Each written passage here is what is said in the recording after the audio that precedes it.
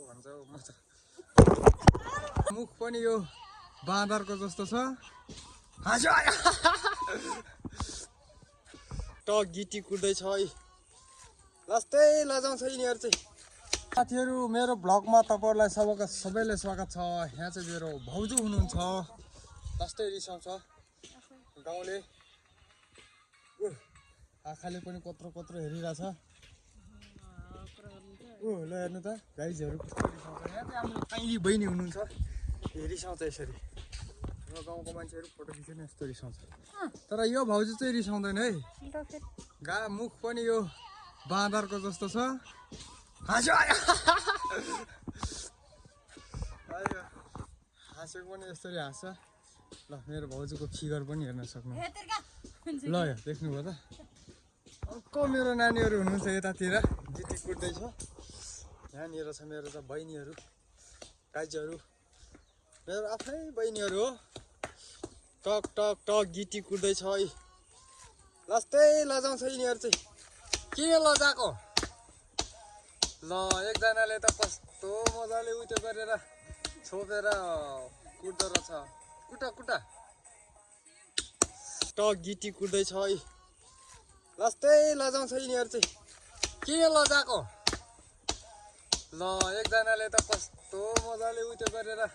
छोपेर कुट्दो रहेछ कुटा कुटा हजुर हाम्रो बहिनीहरू हुनुहुन्छ यहाँ चाहिँ हाम्रो हिरोको बहिनी सबै लजाउँछन् के गाउँको लागि हामी त गाउँले हो हजुरहरू गाउँले हो यसरी गिटी कुट्नुपर्छ खै त तिमीहरू त गिटी त कुट्दैन रहेछ कति बेलासम्म यिनीहरू घोप्टाएर बस्छ म चाहिँ खिचेर बस्छु तपाईँहरू त्यहाँ चाहिँ मेरो बहिनी छ यहाँ चाहिँ हाम्रो लालमाया काजीको चाहिँ कान्छी बहिनी छ त्यहाँ चाहिँ देसु बहिनी छ देसुको कान्छी बहिनी अट्ठैमा लजाउँछ यिनीहरू त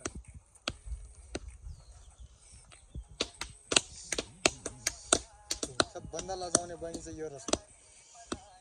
टक्क लाएर लजाए यसरी बस्यो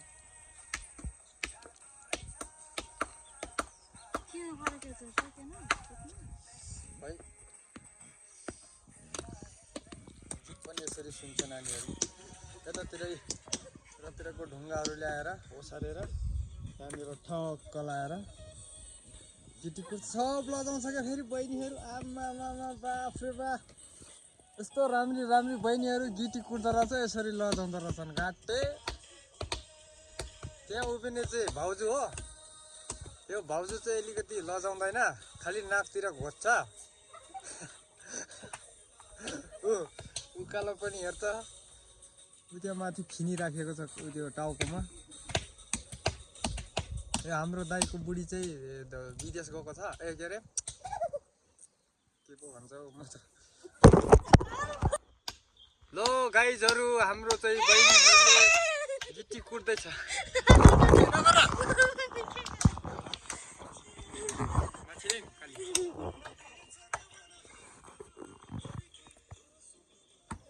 डङ कुटेको अवस्था छ गाइजहरू किन लजाउँछ क्या मेरो बहिनीहरू कोही उत्तर फर्केको छ कोही पूर्व कोही उत्तानो परेको छ ल यहाँ एकजना चाहिँ घोप्टो परेको छ गाइजहरू ल झन् मोबाइल फुटाइदियो एकजनाले चाहिँ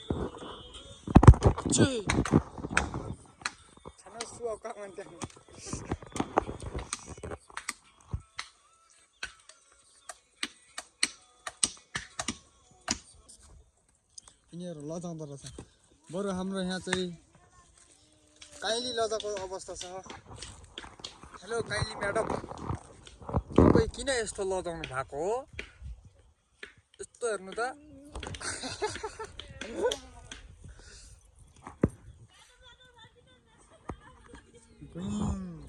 हाम्रो चाहिँ यहाँ भाग्यो भाग्यो भाग्यो बाफ रे बाफ भाग्यो दुईजनाले पनि यस्तो फिनी राख्दो रहेछ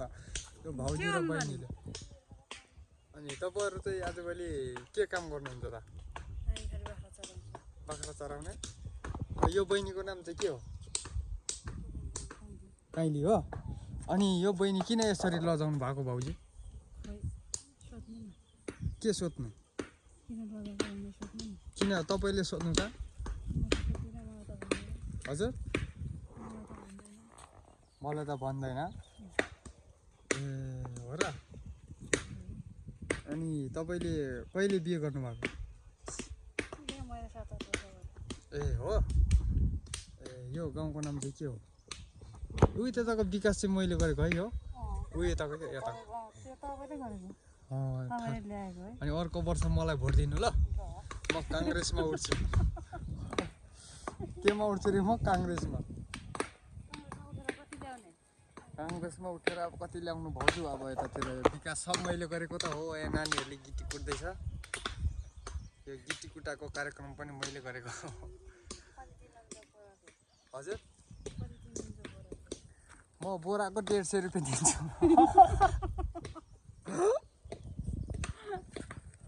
बोराको 150 मा चाहिँ यत्रो ढलन गरिसक्छ त नि कुन चाहिँ ढल होइन अहिले त यो त टोयलेटको लागि हो सार्वजनिक टोयलेटको लागि सार्वजनिक टोयलेट चाहिँ म उता बनाउनु अनि गाउँमा त सार्वजनिक टोयलेट नै पर्दैन नि ए गाउँमा पर्छ म त खालि यो के भन्छ यो खोलाको भित्रतिर राख्छु म त उयो खोलाको भित्रतिर राख्छु अब पहिलादेखि त्यता होइएको बानी यहाँ चाहिँ काइली बहिनी छ लास्टै लजाउँछ क्या यिनीहरू यो हेर यता हेर्नु त कस्तो राम्री बहिनी यार कस्तो ब्युटिफुल अब यहाँबाट झुरुक्क उठेर मेरो पछाडि आउँछ यो बहिनी हेर्न बताएको छैन त गाइसहरू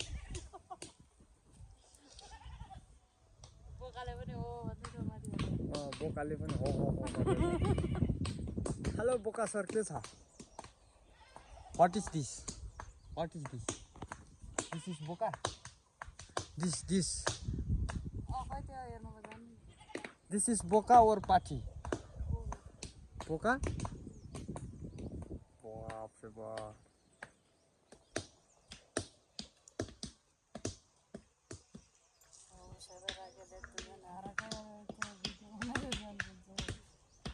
यो तपाईँको भिडियोमा पनि नाङ्थ्यो बनाइ हाम्रो टिउकेनी पहिला चाहिँ म भाइरल गराउन अवस्थामा छु अहिले पर्दैन के पर्दैन तपाईँले पनि दिनभरि गिटी कुट्नु जाने खालि दिनभरि लङ्खरेर बस्दो रहेछ गिटी कुट्ने अनि पो ज्यान खतरा हुन्छ त कि कसो काइली तपाईले काम गरेर जाने जिउ खतरा भयो तपाईको पनि त्यसमै देख्छु त अनि तपाईभन्दा म मोटो छु ए तपाईको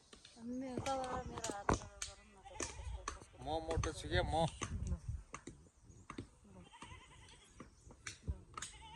मेरो हात नै मोटो छ इ नङ पहिरी चामै छ नि त्यहाँ तपाईँ केटी मान्छे हो नि त